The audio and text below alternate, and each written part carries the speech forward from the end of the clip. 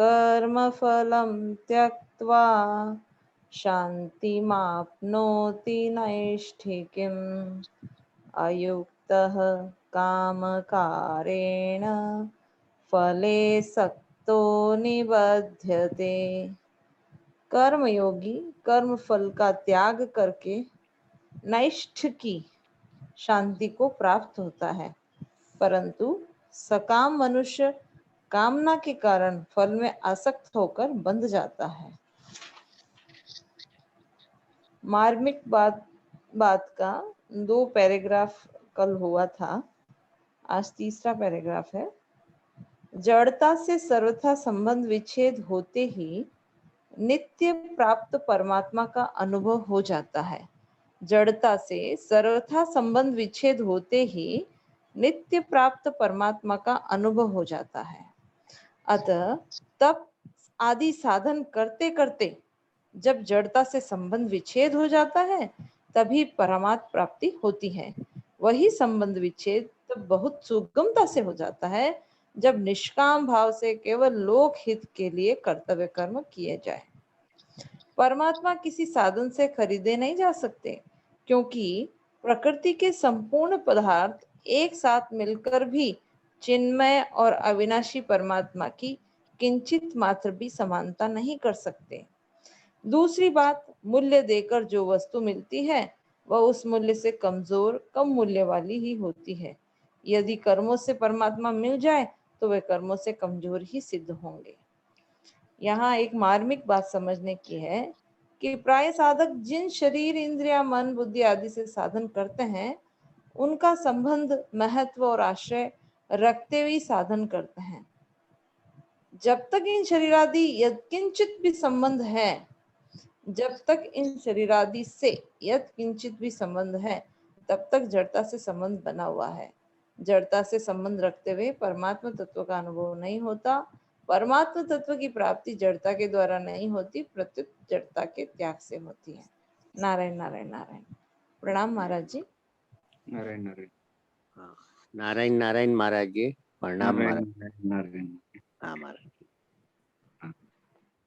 हाँ तो शुरू करते हैं महाराज जी। पहले महाराज श्री के श्री चरणों में विराजमान हो जावे, बैठ जावे और मतलब महाराज श्री की गोदी में साधक संजीवनी के श्री चरणों में और अपना मूल जो है उस भाव को याद रखते हुए और उस भाव में स्थित होकर के ही अगर अपन ये साधक संजीवनी का जो भी मार्मिक बात आज आई है, आज बहुत विलक्षण मार्मिक बात है, इस बात पे सभी साधक साधिकाएं आज ध्यान देवें तो बहुत अच्छा काम हो सकता है हमारा।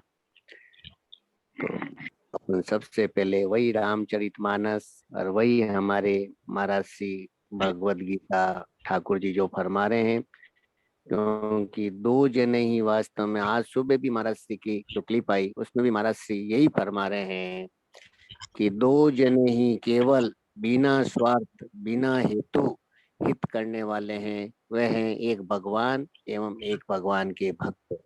और इन दोनों की वाणी, इन दोनों के वचन हमेशा ही परम सत्य होते हैं। तो स्वयं साक्षात ठाकुर जी भगवत गीता में ये फरमा रहे हैं कि ममे वंशो, आप मेरे ही अंश हो, मनुष्य मात्र भगवान का ही अंश है। और इधर बाबा रामचरितमानस में कह रहे हैं कि ईश्वर अंश जीव अविनाशी, जीव अविनाशी, चेतन अमल सहज सुख राशि, चेतन अमल सहज सुख राशि। भगवान ने मनुष्य को कितना विलक्षण कितना विचित्र बनाया है कि उसको एकदम इस बात की तरफ उसकी दृष्टि चली जाए, ये उसको विवेक दिया है। और ये विवेक किससे होता है? बिनु सत्संग विवेक न होई, विवेक न होई। और राम कृपा बिनु सुलभ न सोही, राम कृपा बिनु सुलभ न सोई। वही भगवान की कृपा अपन सब पे हुई है और अपने को देखो ये बात मिल गई कि हम वास्तव में अविनाशी हैं, सहज सुख राशि है और हम सब लोगों की इस पे दृष्टि भी चली गई है। अब केवल इस बात पे कायम रहे, इसकी कोई कभी कसौटी नहीं कसें, कभी विपरीत भाव नहीं करें, हर समय अपने आप को ये देखो, ये केवल सुनने मात्र का साधन नहीं है, इसको हम सबको हमारे जीवन में एकदम इसको इम्प्लीमेंट करना है, हमारे जीवन में इसको एकदम हृदयस्थ करना है। हर समय थोड़ी थोड़ी देर के लिए कोई भी काम, जैसे महाराज श्री फरमाते हैं ना, कई बार स्वयं सेठ जी भी फरमाते हैं, ये बात हमने सुनी क्लिप के अंदर, कि कोई काम शुरू करो तो शुरू करने से पहले एकदम थोड़ा सा शांत हो जाए, शांत होकर के एकदम अपने स्वरूप में स्थित हो जाए कि हम अविनाशी हैं, सहज सुख राशि हैं, फिर वो काम शुरू करें। और काम के बीच में भी थोड़ा सा हो जाए तो वापस एकदम कि हम अविनाशी हैं, सहज सुख राशि हैं। और थोड़ी देर बाद जब काम फिनिश हो जाए तो उसके बाद में भी एकदम हम अविनाशी हैं, सहज सुख राशि है। ये भाव एकदम ऐसे एकदम निरंतर हम सब लोगों के हृदयस्थ हो जाए, ऐसी भगवान की हम सब पर अभी अत्यंत कृपा है, विलक्षण कृपा हो रही है। परिस्थितियां का इतना इतना विशेष महत्व नहीं है, परिस्थिति सारी साधन सामग्री होती है, केवल हमें उसका सदुपयोग करना है। तो इसलिए हमें जो अभी महाराज जी की कृपा से, ठाकुर जी की कृपा से ये बात मिल गई है ना, तो इस बात को पकड़ लें और इस बात को पकड़ करके ये जो साधक संजीवनी महान ग्रंथ, जो ठाकुर जी की कृपा से जिसका सानिध्य हम सबको मिल गया, मेरे मन में तो अभी भी खूब इच्छा होती है और मैं जगह जगह ये बात कहता भी हूँ और मैं प्रयास भी करता हूँ कि जहाँ जहाँ प्रतिकूल परिस्थिति दिखे, जिन जिन घरों के अंदर कोई निगेटिव भाव दिखे या कोई तरह का वहां पे अंदर तनावग्रस्त होए या किसी तरह की हलचल होए, तो उन घर में साधक संजीवनी को विराजमान कर दो और साधक संजीवनी को नित्य प्रणाम करें और साधक संजीवनी की परिक्रमा करें। और अगर घर में 2 4 5 जने बैठ करके 1 2 पेज भी अगर साधक संजीवनी का नित्य पाठ करे, तो घर में जो अभी प्रतिकूलता का वातावरण छाया हुआ है, जो एक तरह का नकारात्मक भाव पैदा आया हुआ है, एक जो भय का भाव पैदा हुआ है, वो सारा भगवान की कृपा से एकदम अत्यंत सहजता से, सरलता से दूर हो जाएगा और हमारे को भगवान के इसी चरणों में प्रेम हो जाएगा। इसलिए अभी मेरी सबसे प्रार्थना है, एक एक साधक साधिकाएं कम से कम 2 4 5 10 को जरूर फोन करें कि वो इसके अंदर आ जाएं, इसके अंदर जरूर इस चर्चा में आकर के बैठ जाएं। इसमें आकर बैठने मात्र से आप देखना, मैं सच्ची बात कह रहा हूँ, आप स्वयं भी अनुभव करते हैं कि 1 घंटा आप देखो हमारा कैसे निकल जाता है और हमें कुछ मालूम ही नहीं पड़ता, और कितनी शांति, कितना आनंद। ये बातें आप भले ही अभी हमारे समझ में नहीं आ रही हो, भले ही हमारे अनुभव में नहीं आ रही हो, पर ये बात कभी खाली नहीं जाएगी, ये बात हमारे कारण शरीर में जाकर बैठ जाएगी। और फिर जब जब ठाकुर जी की जो परिस्थिति सामने आएगी, उस समय एकदम ये लाइव हो जाएगी, सजीव हो जाएगी।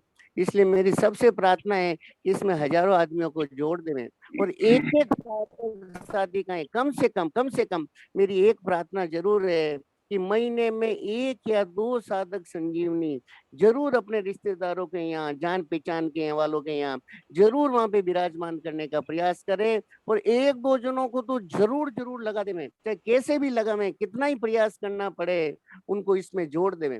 और अभी देखो ये वातावरण है, इस वातावरण में देखो हमारे को बहुत बड़ा फायदा हो सकता है, सारे लोगों का काम बन सकता है। अभी सब इधर उधर ढूंढ रहे हैं कि उनको कोई सहारा मिल जाए, उनको कोई अच्छी बात मिल जाए, तो अभी हम ठाकुर जी की कृपा से ये प्रयास करें तो बहुत बड़ा काम हो सकता है।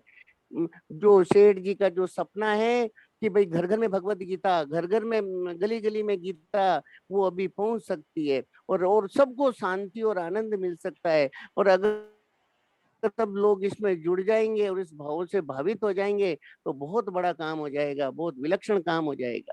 इसलिए मेरी सबसे प्रार्थना है कि इसमें ज्यादा से ज्यादा संख्या में जोड़े। और अभी आज जो ये बहुत सुंदर इस श्लोक के भाव आए हैं, इस श्लोक के भाव को अपने महाराज जी के मुखारबिंद से अभी अपन श्रवण करेंगे। बहुत विलक्षण विलक्षण भावों से आज महाराज जी ने ये अपने को इसमें बताया है। हाँ, तो नारायण नारायण महाराज जी नारायण बताइए। नारायण नारायण नारायण नारायण नारायण। स्वामी जी महाराज बता रहे हैं, जड़ता से सर्वथा संबंध विच्छेद होते ही नित्य प्राप्त परमात्मा का अनुभव हो जाता है। हाँ पहले तो साधक को यह समझना नित्यांत आवश्यक है, एक जड़ विभाग है, एक चेतन विभाग है। हाँ संसार में जड़ता ये प्रमुख है और भगवान में चेतनता प्रमुख है। हाँ यानी भगवान में जड़ता है ही नहीं, वास्तव हाँ में संसार ही हमारे लिए जड़ स्वरूप है। हाँ हाँ क्यों? हाँ।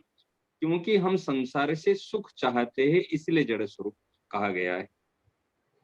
जैसे संसार एक बार हैं? संसार से सुख चाहते हैं इसलिए वो जड़ स्वरूप हो गया। हाँ बिल्कुल, नहीं तो संसार, अच्छा विचार करो, जब वासुदेव सर्वम सब कुछ भगवान ही है तो जड़ हाँ कैसे? और बन गए आप अकेले सब कुछ नाम धरा संसार। संसार। जो तो अगर स्वयं हम इनसे सुख नहीं नहीं, चाहें महाराज जी, अगर हम इनसे सुख नहीं चाहें तो इसका मतलब तो वही चिन्मय स्वरूप अपने को कोई हमारे को चिन्मय अनुभव स्वरूप है। है। हाँ चिन्मय स्वरूप है, भगवान की दृष्टि में संसार नहीं है और महात्मा की दृष्टि में भी संसार नहीं। वाह वाह, बहुत सुंदर बात। तो हम्म। संसार तो हमारी दृष्टि में संसार है, हाँ क्योंकि हाँ संसार को जो एक है जीवकृत सृष्टि और एक है हाँ। भगवत कृत सृष्टि। हम्म। भगवान की रची, जो भगवान ने जो सृष्टि की रचना की है, और उस हम्म। सृष्टि में बंधन नहीं है। हाँ हाँ हाँ। वो तो भगवान ने माया का निर्माण, प्रकृति का निर्माण किए हमारी सेवा के लिए। अच्छा। हाँ, अच्छा आप घर में जब नौकर रखते हैं, नौकरानी रखते हैं, ये आपके बेटा बेटी परिवारजनों की सेवा के लिए, उनको सुख पहुंचाने के लिए है ना, परिवार को माने फंसाने के लिए, बांधने के लिए? सुख पहुंचाने के लिए है महाराज जी। बांधने के लिए तो नहीं ना, हाँ दुख हाँ देने के लिए बांधने के लिए। नहीं है। तो यदि हम्म। आप अपने घर में कोई सेवक को रखते हैं, सेविका को रखते हैं सुख पहुंचाने के लिए, तो भगवान कैसे अपने जो ईश्वर अंश जीव अविनाशी, उनको कैसे बांध देंगे, कैसे हाँ बंधन में डाल देंगे? वाह वाह वाह। तो फिर ये बंधन बंधन हुआ कैसे महाराज जी फिर ये। बंधन, बंधन वास्तव में भगवान की तरफ से बंधन नहीं है। अच्छा। हम जो जो कहते हैं ना, हाँ। एक माने भगवान ने एक खेल रचना की, मानो कुछ माने खिलाड़ी माने फुटबॉल खेलने के लिए गए, या हॉकी खेलने के लिए गए, या क्रिकेट खेलने के लिए गए। कुछ हम्म माने उसमें खेल है और हम्म खेल सामग्री है, चाहे बॉल हम्म फुटबॉल को हो, चाहे क्रिकेट को हो, या बैट को हो, बॉल को, एक खेल सामग्री है। यदि हम्म। सामग्री को हम अपने हड़प लिए, अपने लेके भाग गए, हम्म। काम चलेगा क्या? नहीं चलेगा, वो तो सब नहीं खराबा हो चलेगा, जाएगा। तो खराब हो जाएगा, खेल खराब हो जाएगा। तो हम हाँ। लोग क्या करते हैं, भगवान ने जो सामग्री दी है, आज हम्म। जमीन दी है, आज वस्तु दिया, आज शरीर दिया, सबसे बड़ी चीज तो शरीर दिया भगवान ने, हाँ। आज परिवार दिया, परंतु हमने जिन्होंने दिया उनको तो अपना नहीं माना, और हम्म। जो वस्तु दी और उनको अपना मान लिया। हाँ, ये तो गलती हुई है हम लोगों से। आप विचार करो, आपकी फैक्ट्री में क्या आपके ऑफिस में जो आपने सेवकों को रखे हैं, जो हम्म मजदूरों को रखे हैं, वो तो हम्म आपको पहचानेंगे नहीं, वो आपको जानते नहीं कि हम आप कौन होते हैं, हम तो नहीं हम्म जानते। और वो हम्म आपकी जो सामग्री है उनको सब कुछ को अपना लेने के लिए तैयार बैठ जाएंगे, तो आप हम्म। उनको रखोगे, उनको प्रेम वो करोगे? वो अच्छा नहीं लगेगा। अच्छा नहीं लगेगा, स्वाभाविक अच्छा नहीं लगेगा। इस हम्म प्रकार जिन्होंने हमको सब कुछ दिया है, हम हम्म। उनको तो अपना नहीं माना, हाँ हाँ हमने हाँ हमने उनको अपना कहा ही नहीं, माना ही नहीं। हाँ और हाँ जो हाँ। वस्तु सामग्री दी है और उसके लिए लड़ रहे हैं, उस चीज उनको, उस चीज को अपना मान रहे हैं, ये हमारी बस भूल होती ये बहुत भारी भूल हो रही है महाराज जी। यही बंधन का कारण और यही दुख का कारण, यही संताप का कारण कि जो देने वाले हैं उनकी तरफ तो हमारी दृष्टि जाती नहीं, और इन है। वस्तुओं में और इन्हीं के अंदर ही फंस गए और इसी के अंदर ही सब कुछ सब समझने लगे महाराज। बिल्कुल, इसलिए कल हमारी चर्चा हुई थी, हाँ हम सेवक है, हाँ हम परिवार का सेवक, सेवक का महान कर्तव्य है सभ्य को सुख पहुंचाना। चलो, सेवक का कर्तव्य क्या है? सेव्य को सुख पहुंचाना। सेव्य को सुख पहुंचाना, ये सेवक का कर्तव्य है। उनसे सुख चाहना नहीं है, उनको सुख पहुंचाना। हाँ हाँ हाँ। पदार्थों के द्वारा, वस्तुओं के द्वारा, क्रियाओं के द्वारा, ठीक है ना, योग्यता के द्वारा, शक्ति के द्वारा, शरीर के द्वारा, मन के द्वारा केवल सुख पहुंचाना। और वो माने माँ रूप से, पिता रूप से कौन है? हमारे परमात्मा, हमारे आराध्य, हमारे इष्ट देव, हमारे प्राणपति, हमारे प्राणनाथ, ये ही स्वयं अवतरित हुए हैं। हाँ हाँ हाँ। और कोई नहीं। तो जड़ता, यहाँ पर महाराज जी बताए, जड़ता से सर्वथा संबंध विच्छेद होते ही। तो जड़ता से सर्वथा संबंध विच्छेद कब होगा? जब हम दूसरे के काम आएंगे, दूसरे की सेवा करेंगे और दूसरे से सुख नहीं चाहेंगे, तब जड़ता से सर्वथा संबंध विच्छेद होगा। इस बातों से नहीं। जब हम दूसरे को सुख देंगे, दूसरे से सुख नहीं चाहेंगे, दूसरे की सेवा करेंगे, दूसरे से सेवा की आशा नहीं रखेंगे, अपने कर्तव्य का पालन करेंगे और दूसरे के कर्तव्य की तरफ ध्यान नहीं देंगे। ये सुगमता से कैसे हो सकता है? दूसरे के कर्तव्य की तरफ हमारा ध्यान ही नहीं जा रहा है। ये साधक कैसे इसके उनके एकदम ये बिल्कुल समझ में आ जाए, ये बात फिट हो जाए। हाँ देखो, बता रहे, आपका केवल एकमात्र कर्तव्य है, आप अपने कर्तव्य में तत्पर रहे, आप कर्तव्य में सावधान रहे। तत्पर भी रहना है और सावधान रहना है। इसलिए महाराज जी ने सूत्र बताया, करने में सावधान, हाँ, और होने में प्रसन्न। हमारी दृष्टि होने की माने होनहार के प्रति जाती है। उन्होंने क्या किया? जैसे मान लीजिए आप और इस दास, माने मैं बता रहा हूं, आप और हम दोनों है। मैं सोचता हूं आपने ठीक नहीं किया, वो नहीं किया, वो नहीं किया, मैं आपके कर्तव्य के ऊपर अंगुली उठाता। हाँ, आप मेरे कर्तव्य पर अंगुली उठाते हैं। पति पत्नी में कहे दो, भाई भाई में कहे दो, परिवार के सदस्य में कहे दो, जो बातचीत होती है, अनबनी होती है, खटपटी होती है, क्या इसका मूल कारण क्या है? हम अपने कर्तव्य को सही मानते हैं और दूसरे कर्तव्य को सही नहीं मानते। हाँ, यही बात है, यही बात है महाराज। आप ध्यान दो गहरे से। भाई उन्होंने जो कहा ठीक नहीं कहा, उन्होंने जो किया ठीक नहीं किया, उन्होंने जो सोचा इसे ठीक नहीं सोचा, मतलब दूसरी कर्तव्य के ऊपर हमने आक्षेप करते हैं। हाँ, दूसरी कर्तव्य को हमने माने नीचा दिखाते हैं, या उन्होंने ठीक से माने किया नहीं, इस प्रकार की चर्चा करते, दूसरे के सामने चर्चा करते, ये निंदा हो जाती है।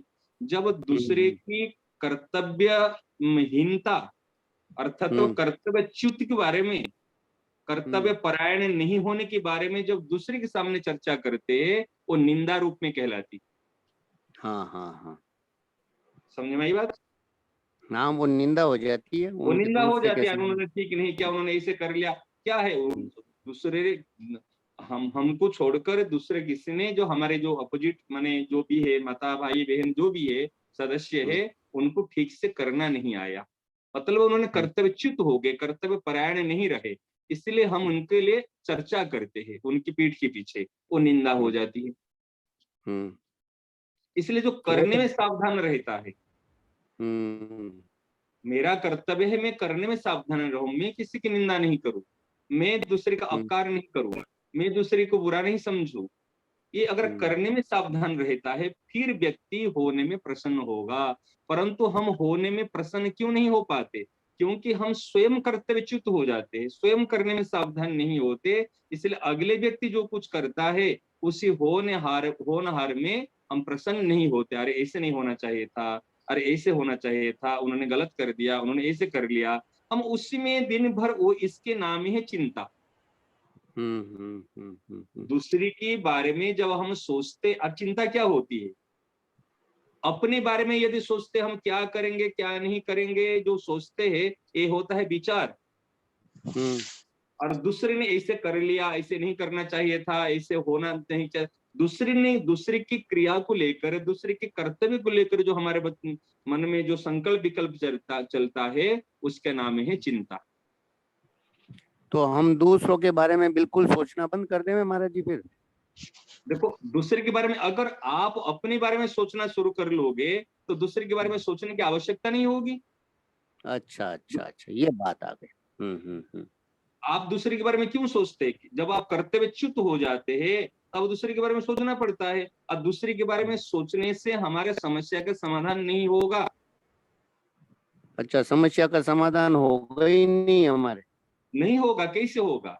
आप जब तक कर्तव्य परायण नहीं हुए तब तक समस्या का समाधान कैसे होगा? और दूसरी बात, फोन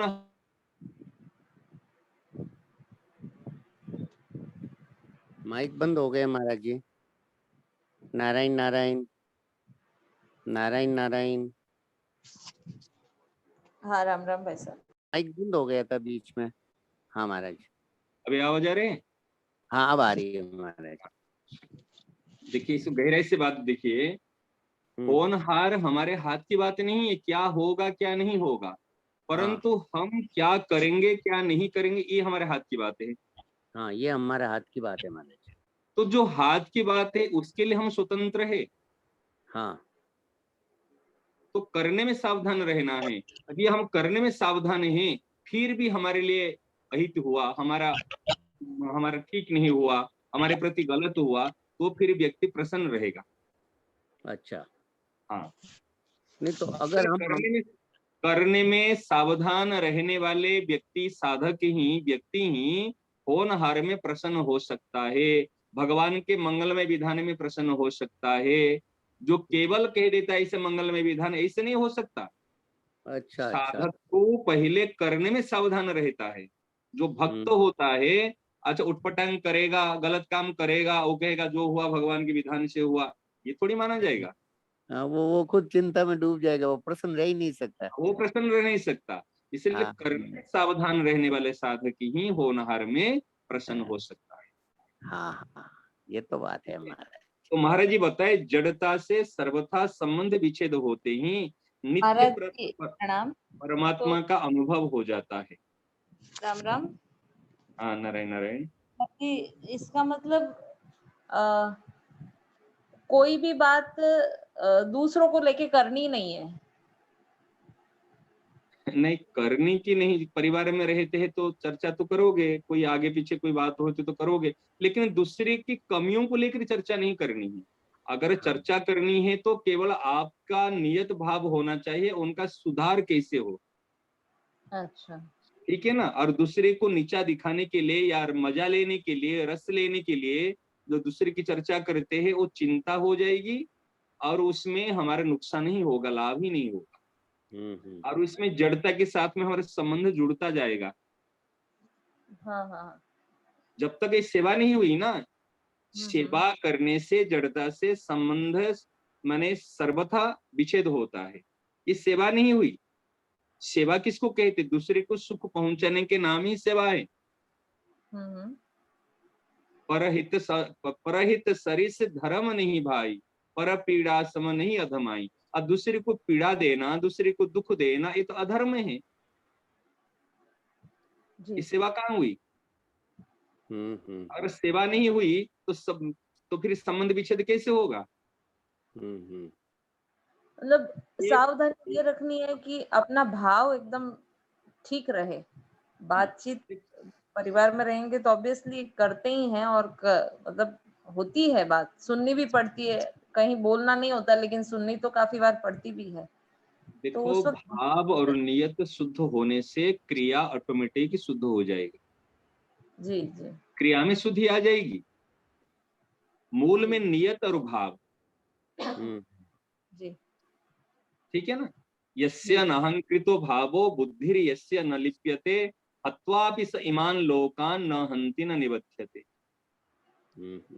यदि आपका भाव नियत सही है, परहित की भावना है, परहित की भावना को लेकर अगर किसी के थप्पड़ मारोगे तो भी नुकसान नहीं है।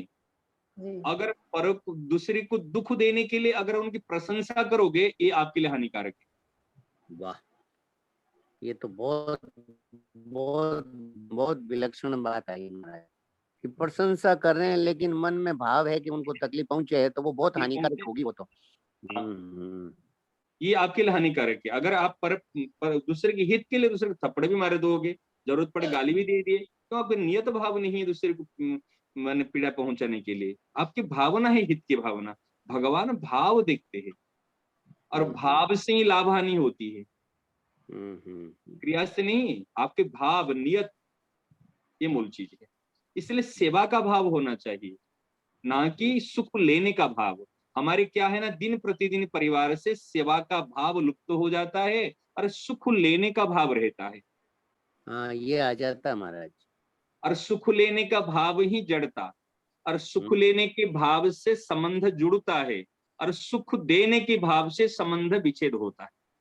हाँ हाँ हाँ सुख लेने का भाव से संबंध जुड़ता है, हाँ हाँ हाँ और सुख देने के भाव से संबंध विच्छेद होता है।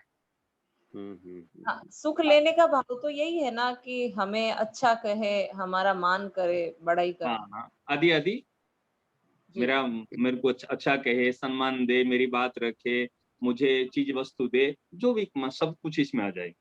और साधक इनसे तो ऊपर उड़ जाता है महाराज जी, पर मेरा कहना माने इससे ऊपर नहीं उड़ता। वो सोचता है मैं सिद्धांत की बात, मेरा कहना माने, मेरी बात रह जाए।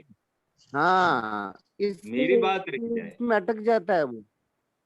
मतलब वो कहता है मैं सिद्धांत की बात कह रहा हूँ, आप सत्संग करो, आप गीता जी पढ़ो, आप ये करो, और वो ये बात नहीं मानते हैं ना, तब उसको तकलीफ हो जाती है। ये बड़ी बड़ी हित की बात कहता है, पर उसके साथ में आग्रह लगा रहता है कि ये ऐसा करना ही चाहिए, अगर नहीं करेंगे तो तकलीफ हो जाती। नहीं देखो, हित की बात तो बच्चों को कहो, छोटों को कहो, कहना चाहिए। वो अपने बार बार कहेंगे, भले माने नहीं माने, परंतु भीतर से हाँ नहीं मानने के कारण से हमारे उनका प्रभाव नहीं पड़ना चाहिए, हम दुखी नहीं होना चाहिए। परंतु हाँ परंतु हाँ दुख का नाटक करना चाहिए। अरे देखो ना, तू मेरी बात नहीं मानी ना, इसलिए मुझे दुख होता है, मुझे अच्छा नहीं लगता है। परिवार में रहते तो गीता नहीं पढ़ रहा है, तो सत्संग नहीं कर रहा है, तो ठीक से नहीं चल रहा है, दुख का नाटक करना, लेकिन दुखी नहीं होना। तो ये बात कैसे हम लोगों के हृदयस्थ हो जाए? दुख का तो नाटक करें पर हमारे प्रभाव नहीं पड़े का अंदर नाटक से। करेंगे, इसीलिए जब आप सहज सुख राशि अविनाशी, तो आप तक ये पहुंचेगा कैसे? लेकिन शरीर मिला हुआ है, आपको पद मिला हुआ है, अधिकार मिला हुआ है, उसके लिए आप परिवार की सेवा कर रहे हैं। सेवक बन करें, सेवक बने हैं आप, अब सेवक बनकर आप सेवा कर रहे हैं। तो सेवक का धर्म होता है सेव्य को सुख पहुंचाना, सेव्य का हित करना, और सेव्य का हित उसमें है अगर वो सत की ओर चले।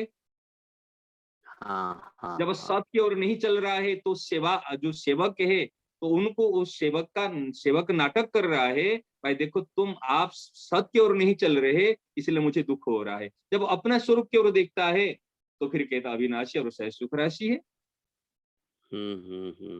उसमें दुख सुख कुछ पहुंच नहीं पाएंगे वहां तक। ठीक है ना? मतलब सहज सुख राशि और अविनाशी को मूल में याद रखते हुए ये सब अपना ये काम करेगा तो उसको दुख भी नहीं होगा और दुख का नाटक भी हो जाएगा, दोनों चीजें हो जाएगी। हाँ, वो दुखी नहीं होगा, दुख उनको स्पर्श नहीं करेगा, और कर्तव्य को सुचारू रूप से पालन करेगा। हाँ, ये बात हो जाएगी, बहुत अच्छी बात।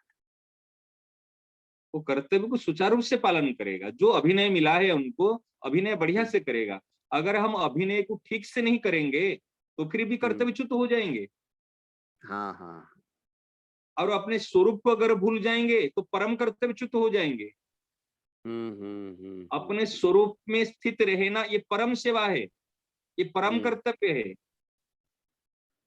और जो शरीर के नाते, जो शरीर मिला हुआ है, जो पद मिला हुआ है, और उसके अनुसार सेवा करना वो कर्तव्य है। इसलिए हम कई बार सेवा के नाम पर, कर्तव्य के नाम पर परम कर्तव्य को भूल जाते हैं। हाँ, परम कर्तव्य को भूल जाते हैं, ये बात हो जाती है महाराज जी, बिल्कुल सही। आप कहते हैं ना परिवार के लिए मेरा कर्तव्य है, समाज के लिए मेरा कर्तव्य है। अच्छा, परिवार के लिए कर्तव्य है, समाज के लिए कर्तव्य है, जब आपका इस शरीर के द्वारा तो परिवार के लिए कर्तव्य करोगे, समाज के लिए कर्तव्य करोगे, परंतु जो स्वयं हो आप, भगवान का अंश हो आप, तो भगवान के लिए क्या आपका कर्तव्य नहीं है?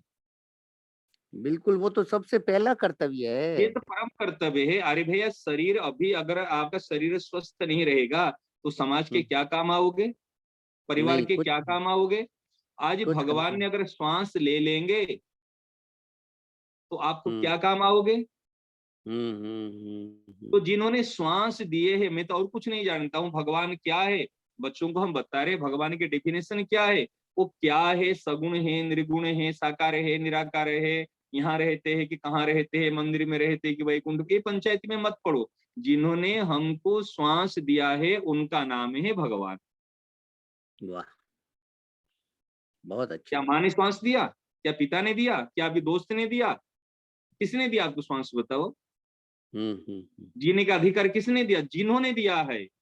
हुई जी, आई डोंट नो, वो कौन है मैं नहीं जानता हूँ, लेकिन जिन्होंने दिया उनको हम कहते भगवान, उनको कहते सर्वाधार, उनको कहते सर्वशक्तिमान, उनको कहते इष्ट देव, उनको कहते आराध्य देव, उनको कहते हमारे प्राणनाथ, जो भी शब्द में कहना है कह दो। हाँ हाँ, बहुत तो अच्छी। उनके लिए, जिन्होंने श्वास दिया उनके लिए आपका परम कर्तव्य है। हम्म। और जो शरीर आपको समाज से मिला, माता पिता से मिला, उनके लिए आपका कर्तव्य है। हाँ हाँ, बहुत अच्छी बात, बहुत बढ़िया बात, ठीक है ना? बहुत अच्छी बात। आगे महाराज जी बता रहे हैं, अतः तप आदि साधन करते करते जब जड़ता से संबंध विच्छेद हो जाता है तभी परमात्मा प्राप्ति होती है। आज जप करना, तप करना, पाठ करना, पूजा करना, व्रत करना, जो कुछ भी साधन से बता गए हैं, वो करने का अभिप्राय है हमारे जड़ता से संबंध होने के लिए। हाँ और जब जड़ता से संबंध विच्छेद हो जाता है तब स्वाभाविक ही उस समय परमात्मा प्राप्ति होती है अथवा परमात्मा तत्व का अनुभव होता है। वही संबंध विच्छेद तब बहुत सुगमता से हो जाता है। वही संबंध विच्छेद तब बहुत सुगमता से हो जाता है। कब होता है? कि जब निष्काम भाव से केवल लोक हित के लिए कर्तव्य कर्म किया जाए। देखो, दो बहुत। प्रकार से संबंध विच्छेद होता है। एक प्रकार तो हम जप किए, तप किए, व्रत किए, तीर्थ किए, दान किए, पुण्य किए, इससे करने से, सत्कर्म किए, इससे हमारा संबंध विच्छेद होगा। और एक संबंध विच्छेद है जो कि श्रेष्ठ है और सुगम है। वो क्या है? और वही संबंध विच्छेद तब होता है, बहुत सुगमता से हो जाता है। कब? जब निष्काम भाव से और केवल लोक हित के लिए कर्तव्य कर्म किया जाए। देखो, आज भागवत में एक श्लोक हम पढ़े थे, मेरे को बात याद आई। जैसे निष्काम कर्म, निष्काम भक्ति, इस प्रकार निष्काम ज्ञान और निष्काम वैराग्य। माने ज्ञान भी हो निष्काम के लिए। ज्ञान के द्वारा हमारे पास ज्ञान है तो ज्ञान के, अगर ज्ञान क्या है? ज्ञान केवल शास्त्रीय ये किताबों के ज्ञान ज्ञान नहीं है। ज्ञान ये होता है वास्तव में अज्ञान से दूर होकर अपने सच्चित आनंद घन स्वरूप में स्थित रहना, ये है ज्ञान। सच सुख राशि में स्थित रहना, ये है ज्ञान। ठीक है ना? सही है। और ज्ञान में स्थित होकर कोई सकाम, सकाम तो हो नहीं पाएगा, परंतु कई बार हम सकाम माने कोई कामना करते हैं, अरे मैं ज्ञानी हूँ, मैं तो वही चीज चाहिए, वो वास्तव में ज्ञानी नहीं है। हाँ हाँ वास्तव हाँ। में ज्ञानी नहीं है। जो जिनको ज्ञान होने के बाद में, किसको अगर हीरा मिला हुआ है, हीरा मिलने के बाद में कभी कांच और टुकड़े पत्थर को इकट्ठे नहीं करेगा। हाँ, नहीं करेगा। अभी देखो ना, अभी बचपन में माने कंकड़ पत्थर से खेलते थे। अभी क्या हम इस उम्र में कंकड़ पत्थर में खेलते हैं क्या? नहीं खेलते महाराज। क्यों नहीं खेलते? क्यों? पता चल गया कंकड़ पत्थर में कुछ मूल्य नहीं है। हाँ हाँ हाँ। तो इस प्रकार है, जो ज्ञान होने के बाद में फिर कामना नहीं रहती। ये तो अज्ञान के कारण कामना रहती है। सही है। तो वैराग्य वास्तव में निष्काम, वैराग्य भी निष्काम है। अगर उत्कट वैराग्य, वैराग्य क्या है? जब वैराग्य संसार से राग हट गया तो फिर कामना किसको करेगा? इसलिए हाँ। निष्काम भक्ति, निष्काम कर्म, निष्काम सेवा, निष्काम ज्ञान और निष्काम वैराग्य, जब भगवान के चरणों में भक्ति उत्पन्न होती है, भागवत में आता है जनय जनय जनय त्यासु वैराग्यम ज्ञानम च यदहितुकम। माने भगवान की चरण में भक्ति, निष्काम भक्ति होने के बाद में तो क्या होता है, उसमें बहुत जल्दी ही उनको ज्ञान और वैराग्य, मान निष्काम ज्ञान और निष्काम वैराग्य उनको उत्पन्न हो जाता है चरणों में भक्ति होते ही भक्ति भगवान होने की के बाद। अब भगवान की भक्ति क्या है? भगवान को चाहना ही भगवान की भक्ति है। हाँ हाँ भगवान की आवश्यकता अनुभव करना ही भगवान की भक्ति है। केवल बिल्कुल। भगवान की आवश्यकता अनुभव करना ही भगवान की भक्ति है। इस प्रसंग में बताए वही संबंध विच्छेद तब हो, सुगमता पूर्वक हो जाता है जब निष्काम भाव से केवल लोक हित के लिए कर्तव्य कर्म किया जाए। अपने सुख के लिए नहीं है, लोक हित के लिए। ये खास बात है, अपने सुख के लिए अपने को नहीं करना है बस। अपने सुख के लिए करने से बंधन होता है। हाँ हाँ और हाँ। दूसरे की सुख के लिए करने से, लोक हितार्थ करने से संबंध विच्छेद होता है। हम मुक्त हो जाते हैं। ठीक है, बिल्कुल। आगे महाराज देखो जी, होता है। इसमें दो टाइप तो बताएं कि जड़ता से संबंध विच्छेद हो जाता है तप आदि साधन करते करते, और एक निष्काम भाव से। क्या तीसरा और है क्या कोई पॉइंट कि उससे संबंध विच्छेद हो जाए? अभी महाराज जी तो दो ही बताए अभी इसमें, ठीक है ना। अगर पॉइंट तीसरा क्या पॉइंट है? अच्छा, संबंध विच्छेद होने के लिए अगर प्रभु को आप पसंद कर लोगे तो आपका संबंध विच्छेद हो जाएगा। प्रभु के साथ में संबंध जोड़ दोगे तो आपकी जैसे जड़ता है, कि संबंध विच्छेद होगा। क्या कह रहे? प्रभु के साथ में संबंध जोड़ने से संसार से संबंध विच्छेद हो जाएगा। जी, प्रभु को पसंद करने से संसार से संबंध विच्छेद हो जाएगा। हाँ हाँ हाँ हाँ। तो इसमें ये भी हो सकता ना महाराज जी कि कितने ही लोग ऐसे दिखते हैं कि जिसके निष्काम भाव पूर्वक लोकहित काम उनका परफेक्ट नहीं है, और तप आदि साधन भी उनका इतना उच्च नहीं, मतलब उसमें वो इतना इम्पोर्टेंस नहीं देते हैं तप साधन, लेकिन फिर भी उनका संबंध विच्छेद हुआ है। हाँ, कैसे माने? जैसे निष्काम भाव से हर वक्त तो उनका कभी कहीं कहीं कोई ना कोई सकाम भाव उनका हुआ है, और मतलब एकदम ही निष्काम है ऐसा नहीं, और तप आदि साधन से भी वो संबंध विच्छेद, मतलब इतना उनका वो नहीं है, तप आदि साधन करने का भी भाव इतना प्रबल प्रभु के नहीं है। शरणागत, वो प्रभु के शरणागत भक्त होंगे। हाँ हाँ, ये बात होगी महाराज, बिल्कुल ठीक। भले निष्काम हो सकाम हो, प्रभु का शरणागत होगा वो। अच्छा प्रभु अच्छा, को अपना स्वीकार किया होगा। हाँ हाँ अभी तो बताया ना, जी, संबंध विच्छेद होने का और एक जो तरीका, तीसरी तरीका बताए, जो प्रभु से संबंध माने जोड़ लेता है उनका संसार से संबंध विच्छेद हो जाता है। जो प्रभु को पसंद कर लेता है उनका संबंध विच्छेद हो जाता है।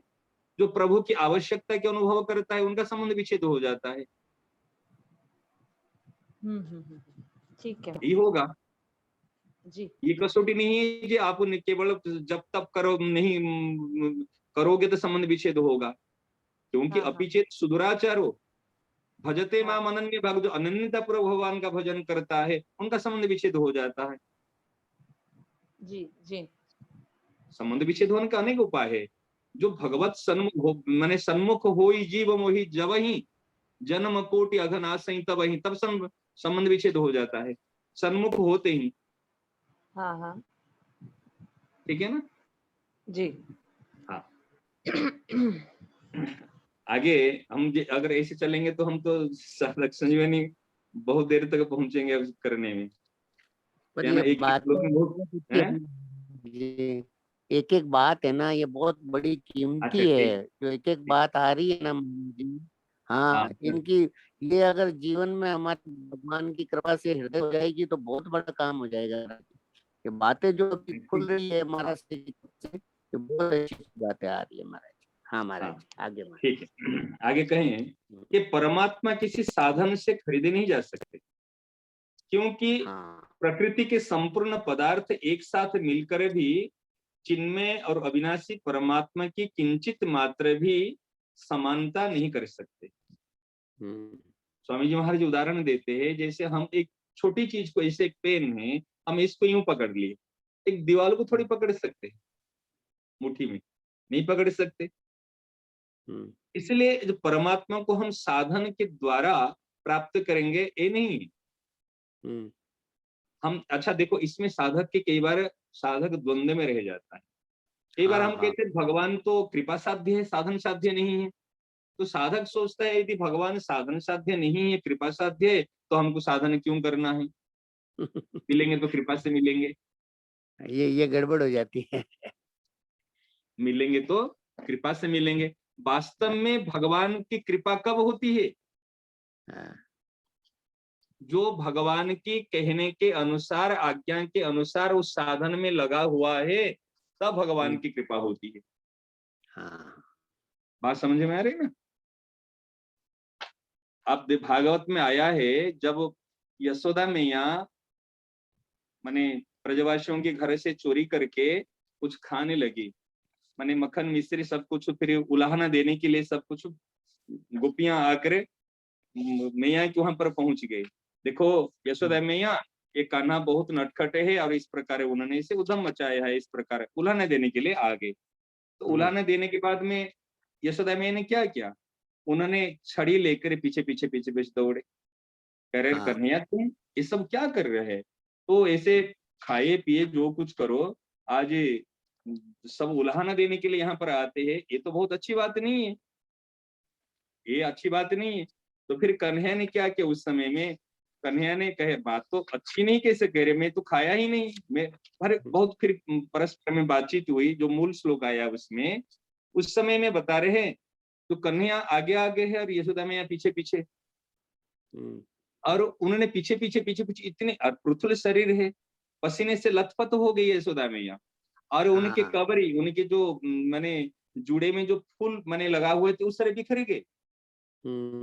उस चीज को देखकर कन्हैया ने जब मुड़कर देखा, माँ पसीने से लथपथ है और उनके जुड़े में सारे जो पुष्प है सारे बिखर चुके हैं, कि परिश्रमम दृष्टवा, उनकी परिश्रम को देखकर कन्हैया फिर यशोदा मैया के हाथ में, फिर उनकी कृपा आसी श्लोक आया है।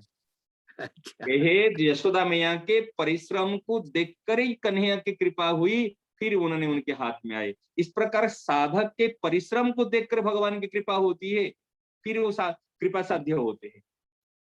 अच्छा आप विचार करो, आपके कहना अनुसार कोई आपके बेटा को हो, बेटी को हो, या आपकी कोई माने स्टाफ को हो, कहना अनुसार कार्य में लगा हुआ है, जब देखते हैं अरे भाई कितने परिश्रम कर रहा है, कहना अनुसार लगा हुआ है, तो उनके पर आपकी कृपा होती, कृपा माने हृदय की प्रसन्नता, उनके पर कृपा होती है, या जो नहीं लगा हुआ है उनके पर कृपा होती है?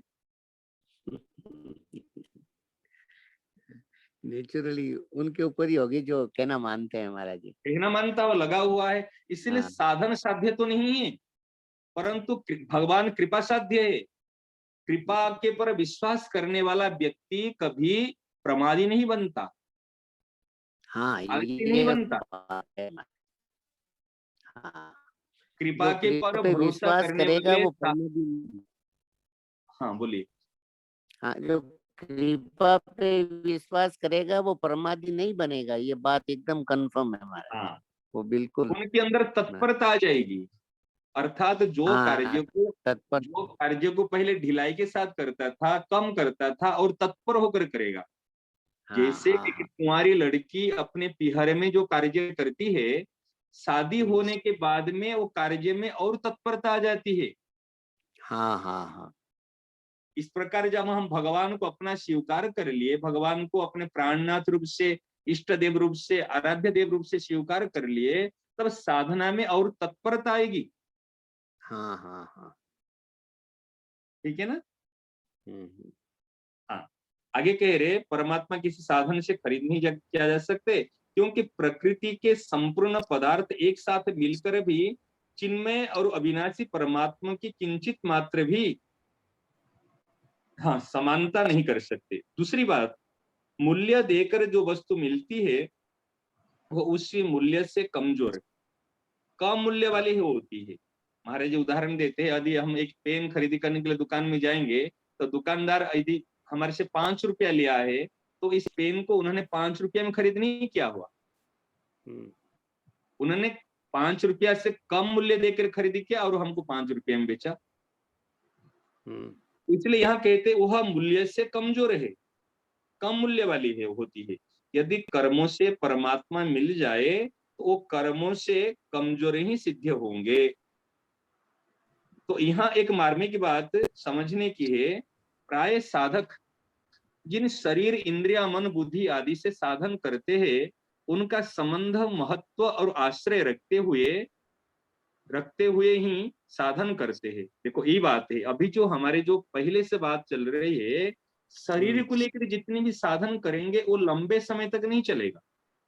हाँ हाँ हाँ हाँ। देखो साधन है दो प्रकार के, एक है मुख्य साधन, एक है गौण साधन। तो मुख्य साधन है हम स्वयं को लेकर उनको स्वीकार करना, स्वयं को लेकर चलना, उनको पसंद करना, उनसे संबंध जोड़ना, इसमें शरीर की क्या आवश्यकता है? हाँ, इसमें शरीर की आवश्यकता नहीं है महाराज। आवश्यकता नहीं, परंतु मुख्य साधन होने के बाद में शरीर मन बुद्धि इंद्रिय आदि ये जो गौण साधन हैं ये मुख्य साधन में सहायक हो जाते हैं। हाँ ये बात है, बात समझ में रहे? इसका अर्थ नहीं कि हम तो मुख्य साधन कर रहे हैं, हम पड़े रहेंगे बिस्तर पे डनलप बेड में, कहेंगे हम मुख्य साधन कर रहे हैं इसलिए करने की क्या जरूरत है, ये गलत है।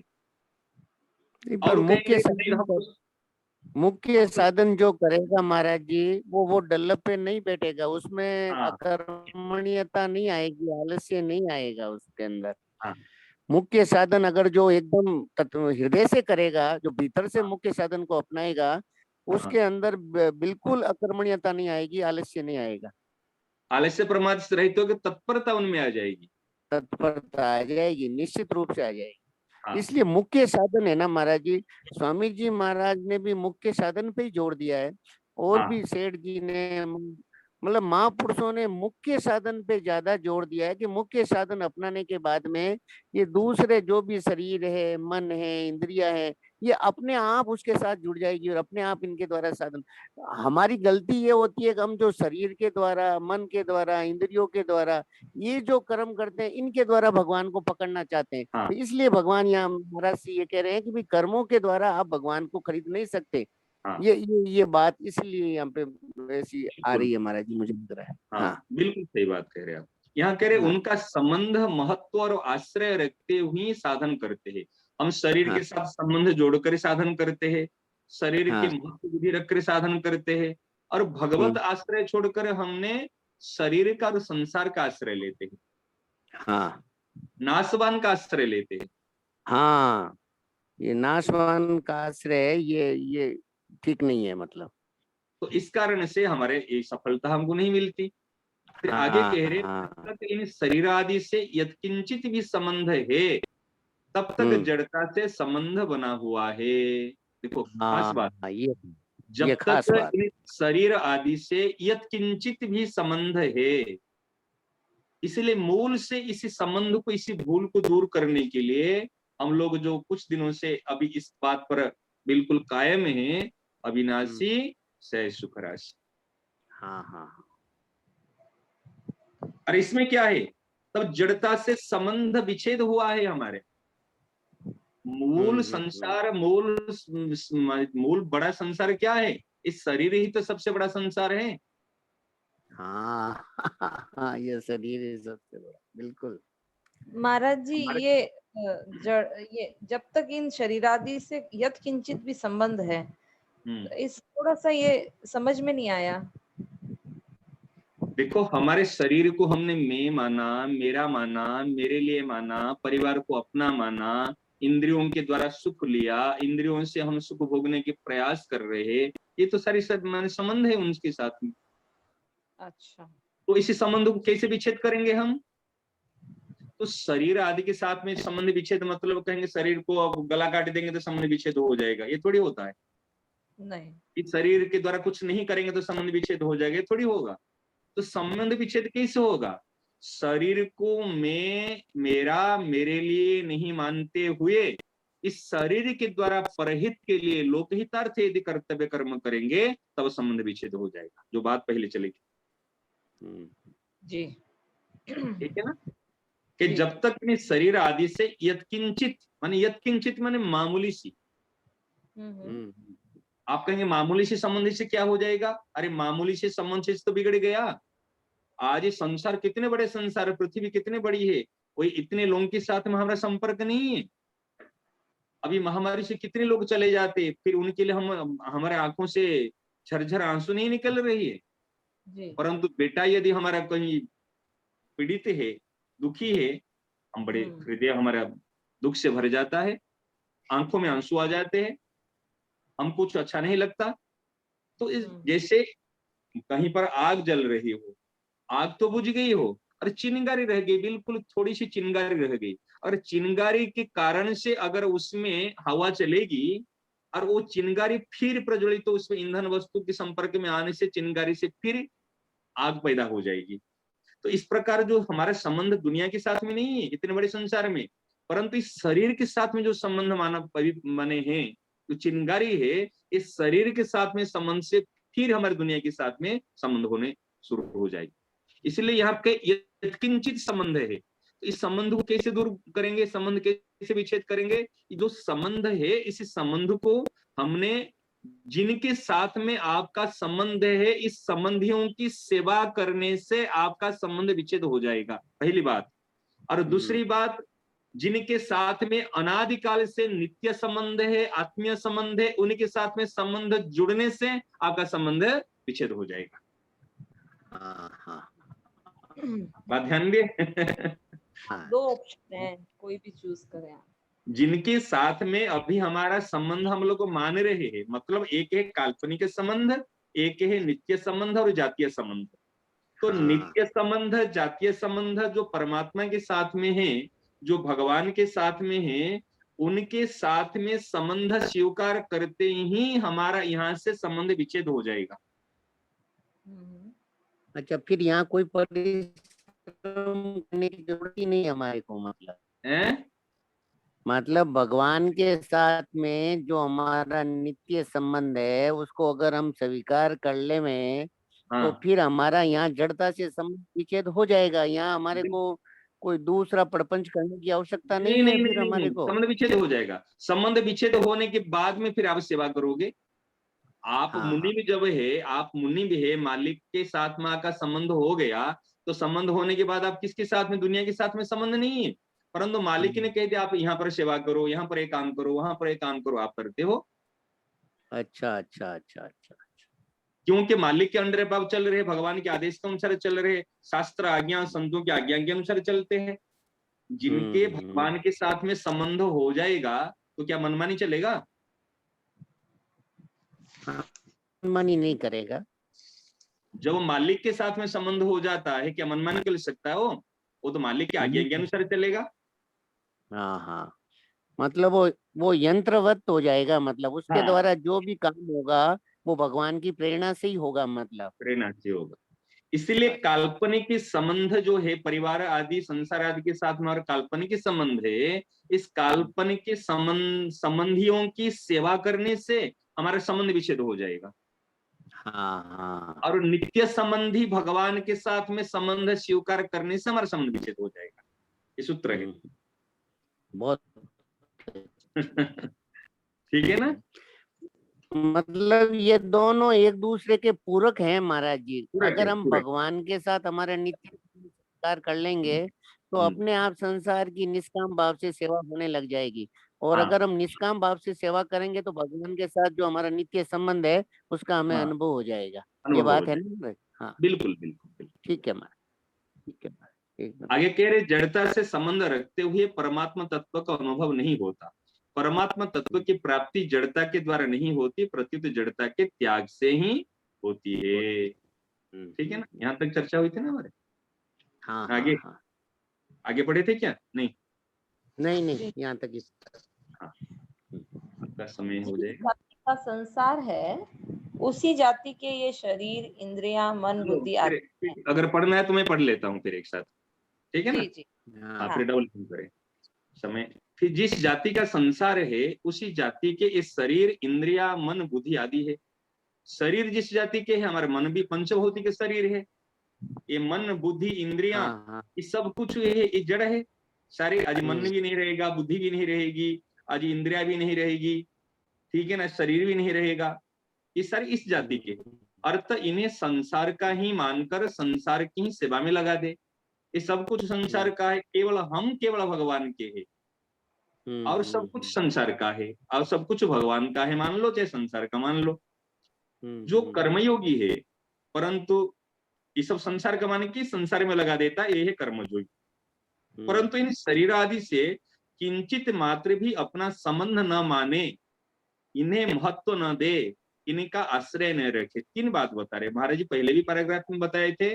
उनका संबंध, महत्व और आश्रय रखते हुए साधन करते, ये मूल बाधाएं हैं। इसलिए महाराज जी यहाँ पर बता रहे हैं कि शरीर के साथ में अपना संबंध ना माने।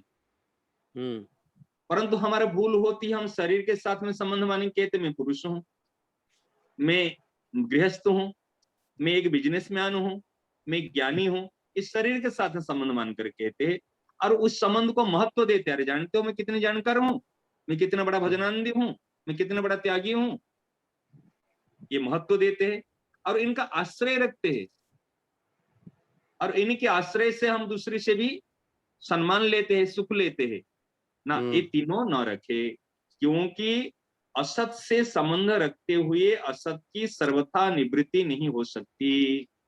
जब तक हम जड़ के साथ में, असत के साथ में, विनाश के साथ में संबंध रखेंगे, तब तक हम उनसे कभी निवृत्ति नहीं हो सकती। और एक मार्मिक बात बताऊं, हम असत के साथ में संबंध कब जोड़ते हैं? जब असत हमको पसंद आता है, तब असत के साथ में हम संबंध जोड़ते हैं। हाँ हाँ, यही बात है महाराज। सही ना? नहीं बात। और असत कब पसंद आता है? जब असत हमको सुख स्वरूप दिखने लग जाता है, दुख स्वरूप होते हुए भी दिखता है सुख स्वरूप, तब हम इनको पसंद करते हैं। हाँ यही है। और भी और मूल में जाते हैं ना, अरे भाई संबंध क्यों जोड़े? क्योंकि हमने पसंद किया इसलिए संबंध जोड़े। बिना पसंद किए कोई किसके साथ में संबंध नहीं जोड़ता। और पसंद क्यों करता है? पसंद करता है उनमें कुछ विशेषता दिखती है। हाँ। और विशेषता क्यों दिखती है? चाहे दुख स्वरूप है, मूल में दुख स्वरूप, अर्थात दुख स्वरूप का कहने के कारण क्या है? क्यों कभी हमारे साथ में टिकेगी नहीं, हाँ हाँ हाँ, हमारे साथ में रहेगी नहीं, इसलिए दुख स्वरूप है। अपरंतु उससे हमको सुख स्वरूप प्रतीत हो रहा है, यही इसके कारण से हम उनको पसंद कर लेते हैं, और पसंद करने के बाद संबंध जोड़ लेते हैं। और ये जो पसंद और संबंध को यदि हम बदला दे, अर्थात सही चीज को पसंद करे और सही जगह में संबंध जोड़े, तब हमारा काम बन जाएगा। हाँ हाँ हाँ। परंतु हमने पसंद तो करते हैं, पसंद करते हैं विनाशी को, और संबंध जोड़ते हैं विनाशी के साथ में। इसलिए ये नहीं, पसंद और संबंध का हमने दुरुपयोग किया है, हमने विश्वास का दुरुपयोग किया है। हम विश्वास करना चाहिए भगवान के ऊपर, संतों की वाणी के ऊपर। संतों की वाणी ही संत है। अगर संतों के शरीर से संतों की वाणी को अलग कर लिया जाए, केवल शरीर को रखा किया जाए, शरीर संत नहीं होता है। इसलिए संतों के वाणी ही संत है। इसलिए विश्वास करना चाहिए संतों की वाणी के ऊपर और भगवान के ऊपर, भगवान के वचन के ऊपर, ये विश्वास। इसलिए विश्वास, संबंध और पसंद का हमने दुरुपयोग कर रहे हैं, ये साधकों की महान बाधा है। ये अंतरंग साधन दृष्टि दो सब लोग। हाँ हाँ हाँ। जहां जिनको पसंद करना चाहिए, हम इनको नापसंद करके उनका भजन करते। हाँ। जिनको पसंद करना चाहिए उनको नापसंद करके उनका भजन करते हैं, जिनको नापसंद करते उनको और राम राम राम राम राम राम राम राम राम। अरे भैया, राम राम का फल तो मिलेगा, तूने परिश्रम किया, मेहनत किया, फल तो मिलेगा। परंतु यदि पसंद करके तू राम राम करेगा, तो हो ही राम के नाम जपो, तो फिर तेरे को तत्काल ही मिलेगा। ये महाराज जी जो विश्वास की बात आपने बताई ना अभी, विश्वास की बात, ये बहुत हाँ बहुत ही श्रेष्ठ बात है। ये अभी जो केशुराम जी बाबू जी आए थे, हाँ तो उस दिन बात बताई उन्होंने कि द्रौपदी बाई थे, एक द्रौपदी बाई, तो वो हाँ। सेठ जी के पास गए और सेठ जी से पूछा कि भगवान का प्रेम कैसे मिल सकता है। तो हम्म सेठ जी ने कहा कि भगवान के आगे फुट फुट करके रोवो। तो ये हम्म बात जब द्रौपदी ने श्रद्धेय स्वामी जी महाराज के पास जाके कही कि स्वामी जी महाराज, आज सेठ जी ने हमें कहा कि भगवान का प्रेम भगवान के आगे फुट फुट करके रो तो मिल जाएगा। तो स्वामी हम्म जी महाराज ने द्रौपदी से इतनी सी बात की कि क्या सेठ जी ने कहा, कि हाँ सेठ जी हम्म ने कहा, कि इतना कहते ही स्वामी जी महाराज के एकदम अविरल अश्रु धारा बहने लग गई। और हम्म वो के 3 दिन तक महाराज श्री की वो अश्रु धारा बहती रही। तो मतलब कि सेठ जी ने कहा कि भगवान के आगे फुट फुट करके रोने से भगवान का प्रेम मिलता है। तो ये जो बात अभी जो आपने बताई ना महाराज जी, के जो विश्वास है महापुरुषों हाँ की वाणी के ऊपर, जो एकदम विश्वास हो जाता है, वो विश्वास होते ही वो पसंद भी हो जाएगी और उनके साथ आत्मीयता भी हो जाएगी और हाँ वो सब काम एकदम हो जाता है। ये विश्वास की जो बात है ना, ये बहुत श्रेष्ठ बात आई महाराज जी हमारे तो। बिल्कुल। ये जो कैसे हमारे करके हमारे जो भक्तमाल वर्णन में की। इस हाँ प्रसंग बस एक बात आई है, इस बात को लेकर जो हाँ आप बताए, हाँ भक्तमाल में बात आई है कि हम्म, तुलसीदास जी महाराज जी के पास में एक साधक आया हाँ और आकर कहा, आप तो बस भगवत प्राप्ति किए हुए हैं और मुझे भगवत हाँ प्राप्ति का सुगम उपाय बता दीजिए। हाँ एक साधु सन्यासी थे, उनके हाथ में एक त्रिशूल, ऐसे त्रिशूल लेके और उसमें हम्म उनके हाथ में है। उन्होंने कहा मुझे हम्म भगवत प्राप्ति के उनके साधन करो, भजन करो, रामायण का पाठ करो, आदि आदि बहुत सारे बताए कि नहीं नहीं नहीं, बहुत जल्दी सुगमता से प्राप्ति के लिए मुझे उपाय बताइए। बार बार हम्म आते, बार बार ऐसे पूछते, इतने हम्म बार पूछते, कुछ करते नहीं है, मुझे कब और सुगमता से बताओ, सुगमता से बताओ। फिर उनके मन में बात आई, उन्होंने कहा देखो, हम्म क्रोधापि देवस्य वरण्य तुल्यम, अगर संत हम्म महात्मा डांट कर फटकार करके गुस्से में भी कुछ कह देते हैं ना, भगवान हम्म, भी कुछ कह देते, वो उनका आशीर्वाद है, वो आप हाँ, नहीं आशीर्वाद है। तो तुलसीदास महाराज कहे जा काम करो, हम्म, ये वृक्ष के नीचे वो भाला को गाड़ देना, वो त्रिशूल को गाड़ देना, पेड़ में चढ़ जाना और कूद पड़ना, उसमें भगवान मिल जाएंगे। हाँ। उन्होंने कह दिया अच्छा, उन्होंने कह दिया कि जा जाओ, भगवान जल्दी मिल जाएंगे। और कहे कि हाँ जैसे महाराज चले गए। और वो संत जो थे हाँ उन्होंने त्रिशूल लेकर गए और एक कहे अच्छा कहे तो दिए, उपाय तो बता दिए, बहुत जल्दी मिलेंगे, कोई साधन भजन करने का कुछ बात नहीं बताए। उन्होंने पेड़ के नीचे वो त्रिशूल को गाड़ दिए, गाड़ के वो हाँ देख रहे ऐसे, भाई खूब माने पेनी के उसमें देख रहे, कहे अरे भाई पेड़ पे हम्म चढ़ूंगा, अगर उसमें कूद पड़ूंगा मर जाऊंगा, अगर भगवान मिलेंगे पता नहीं, शरीर तो चला जाएगा, कि चलो चलते देखते हैं। हम्म अब पेड़ में चढ़ रहा है फिर उतर रहा है, पेड़ में चढ़ रहा है उतर रहा है। और उसी मार्ग में एक हम्म बटोई माने राहगीर जा रहे थे, उसमें उन्होंने पूछा अरे भाई ये बार बार चढ़ रहा है पेड़ में उतर रहा है, क्या बात है। उन्होंने उनको पूछा हम्म भाई क्या है, इससे बार बार चढ़ रहा है उतर रहा है और नीचे त्रिशूल गाड़ा हुआ है। ये तुलसीदास महाराज के पास में हम्म गए था, भगवान मिलने का उपाय पूछा, तो उन्होंने बताया अगर इसमें तू कूद पड़ेगा तो तेरे को भगवान मिल जाएंगे। तो व्यक्ति ने कहा अरे किसने हम्म कहा, माने तुलसीदास महाराज जी ने कहा हाँ, और स्वयं कहा, अरे उनकी श्रीमुख से बात उन्हें, उन्होंने श्रीमुख से कहा हाँ मैंने अपने कानों से सुना हूँ, श्रीमुख से उन्होंने कहा कि तू ले मेरी चीज बस तू अपने पास रख।